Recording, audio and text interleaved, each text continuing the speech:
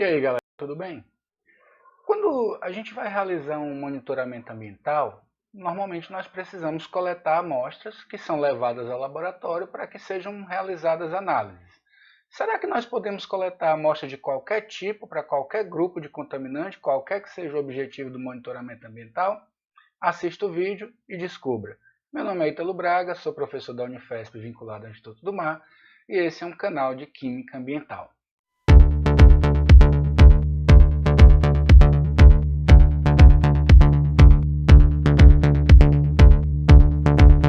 Como nós vimos no vídeo que discutiu aspectos ligados à dinâmica ambiental, ele vai aparecer num card aqui em cima, quando um contaminante atinge o ambiente aquático, ele pode particionar, ou seja, se distribuir em diferentes compartimentos. A partir daí, vários parâmetros vão influenciar na sua mobilidade ambiental. Por sua vez, esses parâmetros também influenciarão nas estratégias que adotaremos quando vamos monitorar quimicamente essa substância. Como já apresentado para vocês em vídeos anteriores, a dinâmica ambiental de contaminantes é extremamente complexa e sofre a influência de parâmetros físicos, químicos e biológicos, além de outros parâmetros ambientais, sem falar nas próprias propriedades físico-químicas dos compostos estudados. Para ter uma visão detalhada a respeito desse comportamento, vocês podem recorrer ao vídeo anterior. Hoje, eu quero chamar a atenção que, de um modo geral, os contaminantes, após atingirem o ambiente, eles podem particionar na atmosfera, na coluna d'água ou nos sedimentos. Lembrando que, além desses compartimentos, você tem também material em suspensão, que nada mais são do que partículas na água, e água intersticial, que nada mais é do que água associada ao sedimento. Todas essas matrizes podem ser alvo de estudos em monitoramentos químicos. Atualmente, essas são as matrizes mais frequentemente empregadas em monitoramentos químicos da contaminação. Lembrando, monitoramento químico é quando, a partir de uma amostra ambiental, nós desejamos identificar e quantificar as moléculas presentes. Para isso, frequentemente são utilizadas matrizes como sedimento e solos, água, material particulado, ar e biota. No vídeo de hoje, nós discutiremos alguns aspectos ligados à escolha dessas matrizes. Será que nós podemos escolher qualquer matriz, seja lá qual for o objetivo da pesquisa, seja lá qual for o objetivo do monitoramento? Um aspecto importante quando se realiza monitoramento ambiental são as faixas de concentração. Qual é a faixa de concentração que você espera encontrar da sua molécula-alvo no seu estudo? Ela está na faixa de percentual, na faixa de partes por mil, partes por milhão ou partes por bilhão?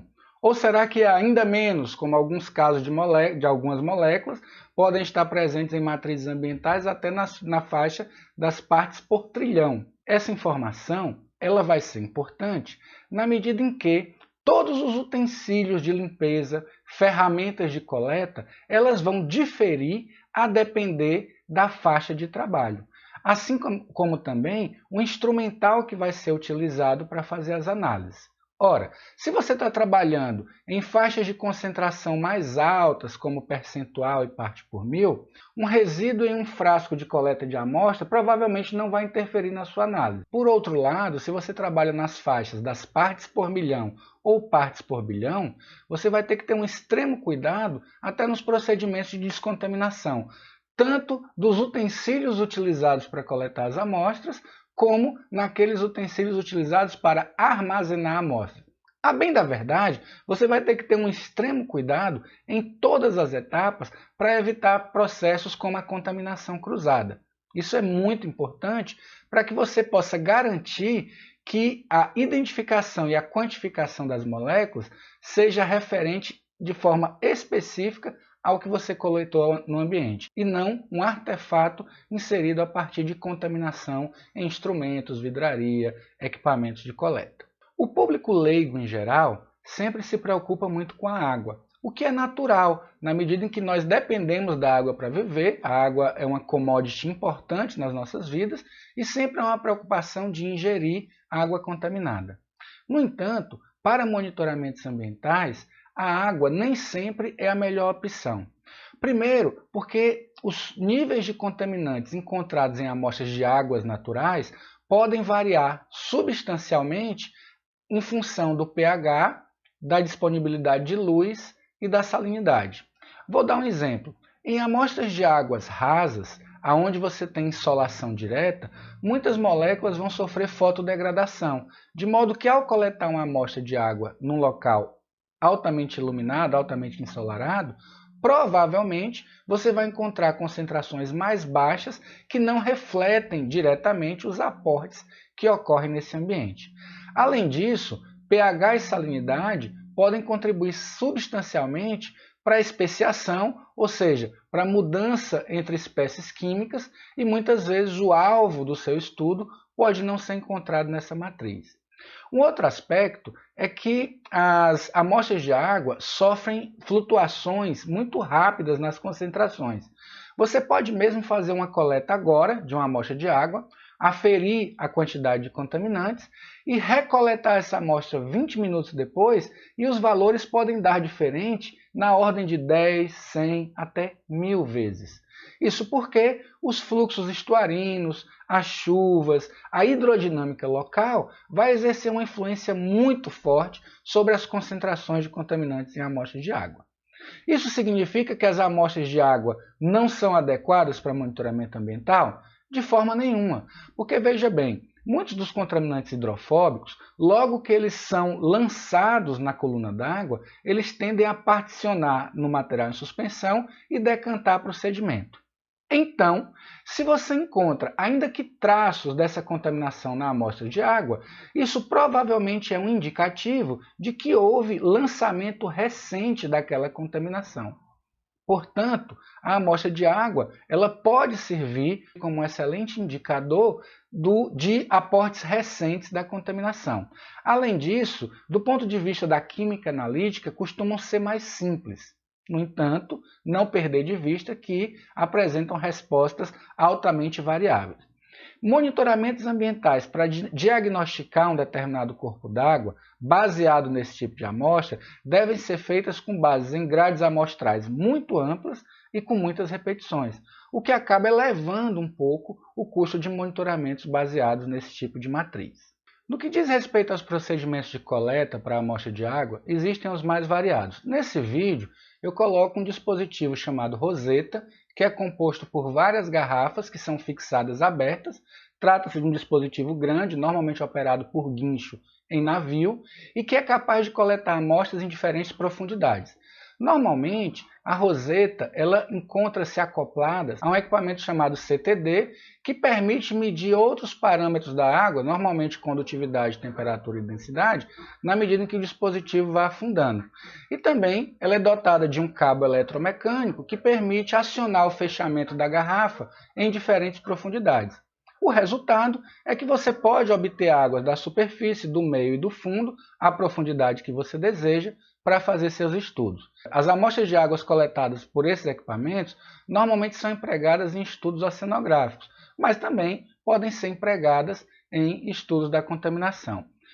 Por outro lado, em zonas costeiras, normalmente nós usamos essas mesmas garrafas do sistema Roseta individual ou alguns sistemas de amostragem com garrafas de vidro para fazer a amostragem subsuperficial.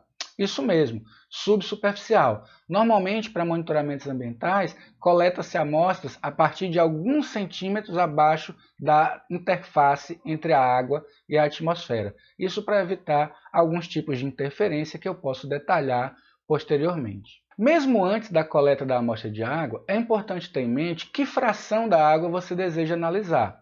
Lembre que amostras de água naturais se dividem em fração particulada, aquela maior que 0,45 micrômetros, e na fração dissolvida, ou seja, menor que 0,45 micrômetros.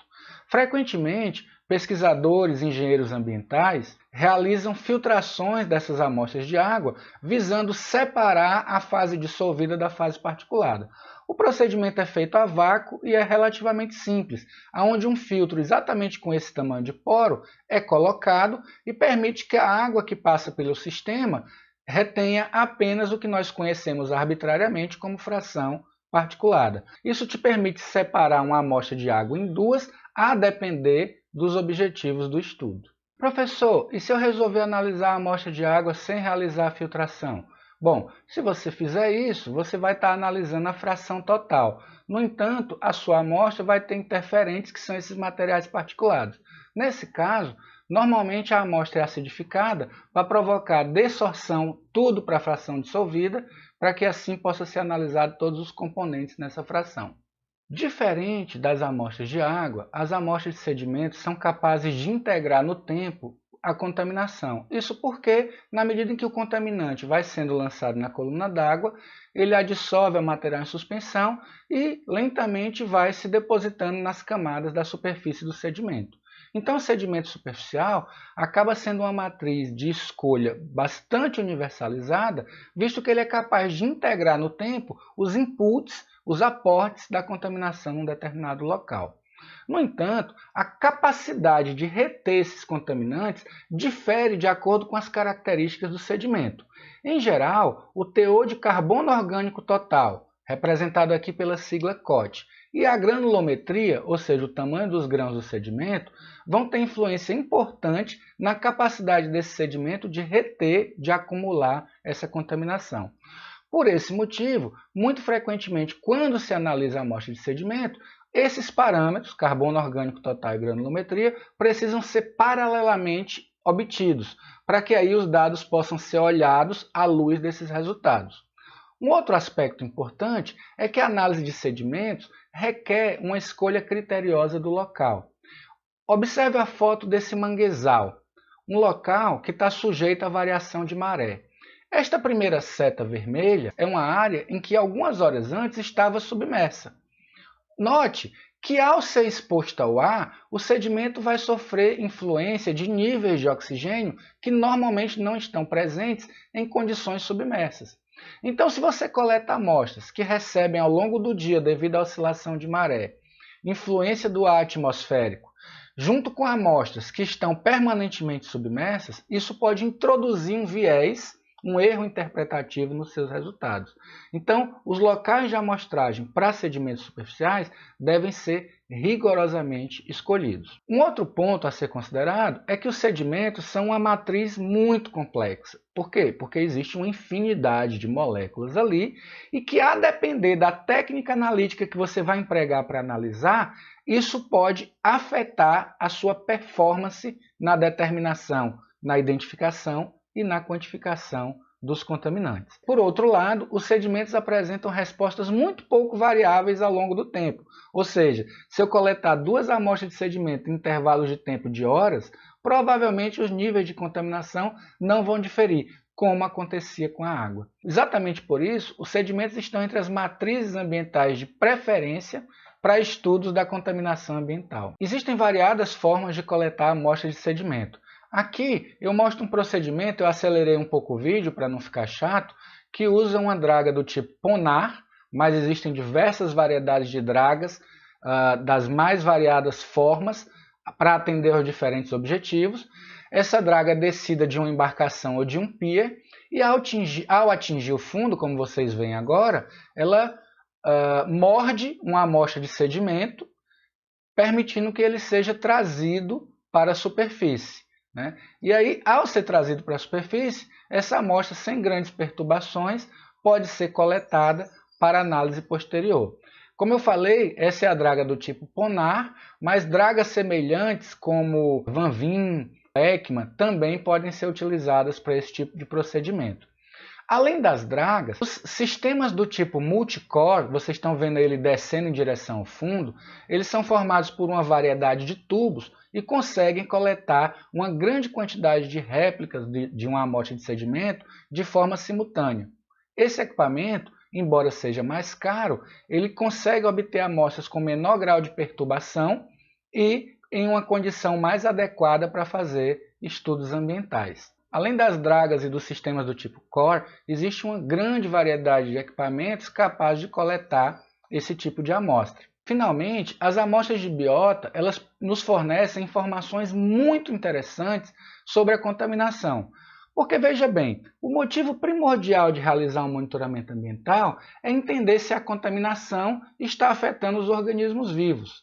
Essa é a pergunta fundamental que se quer fazer. Muitos guidelines que recomendam níveis toleráveis de substâncias químicas no ambiente estão baseados em níveis que induzem ou não efeito aos organismos. Portanto, o uso de organismos é sempre desejável como uma matriz ambiental para fazer monitoramento químico. Apesar disso, de forma ainda mais grave do que ocorre no sedimento, vários fatores podem interferir na interpretação do resultado.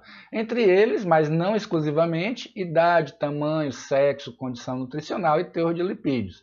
Então, se você tem uma grade amostral e num local você coleta organismos com alto teor de lipídios e em outro com baixo teor de lipídios, isso certamente influenciar a capacidade de acumulação dos contaminantes e, portanto, pode botar um viés interpretativo nos teus dados. Também, de forma ainda pior que os sedimentos, a biota é uma matriz complexa, portanto, existe ali uma grande quantidade de moléculas que podem produzir interferência e também requer uma escolha criteriosa, principalmente considerando esses parâmetros que podem influenciar. Por outro lado, a biota acaba sendo uma matriz de muito interesse porque ela reflete a biodisponibilidade do contaminante, ou seja, aquela fração de contaminação que de fato está disponível e, portanto, pode afetar os organismos. Isso ocorre também porque os organismos, muitos deles, são capazes de bioacumular e biomagnificar contaminantes do meio. Isso nos leva a concluir que as amostras de biota apresentam respostas pouco variáveis e que também integram temporalmente a contaminação. Juntamente com os sedimentos, estão entre as matrizes mais utilizadas em estudos acadêmicos. Como vocês puderam ver, decidir entre as diferentes matrizes ambientais para implementar o seu estudo de monitoramento não é uma tarefa simples. É preciso simultaneamente levar em consideração a pergunta que se faz, ou seja, qual o objetivo primordial do monitoramento. É preciso levar em consideração os parâmetros ambientais, trata-se de um corpo de água salobra, salina, como que é a hidrodinâmica. E também é importante levar em consideração as propriedades físico-químicas das moléculas que se deseja estudar. Apenas reunindo todas essas informações previamente, será possível planejar um monitoramento ambiental previamente, de modo a minimizar erros tanto na execução como na interpretação dos resultados. Bom, espero que vocês tenham entendido aí a mensagem e, como de costume, vou deixar a perguntinha aqui no final do vídeo. Eu gostaria de saber se, em alguma situação, é recomendável o uso simultâneo de mais de uma matriz ambiental visando responder uma pergunta de monitoramento. E que circunstâncias são essas? Espero que tenham gostado do vídeo. Nós nos encontramos no próximo. Aquele abraço.